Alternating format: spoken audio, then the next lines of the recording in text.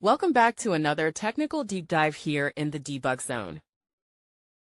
Today, we're tackling a big question and breaking it down with insights from other users. Hopefully, this clears up some misconceptions and helps you get the answer you need.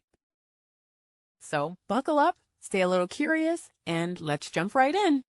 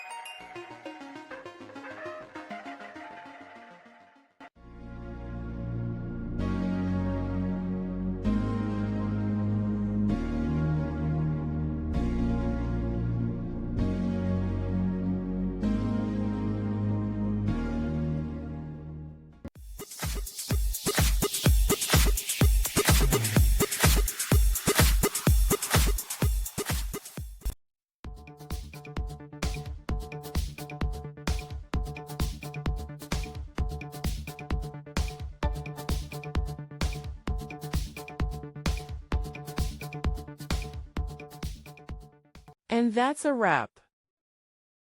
I hope you found the answer you were looking for. If you did, take a second to hit that subscribe button. It really helps out. And let me know in the comments which solution worked best for you.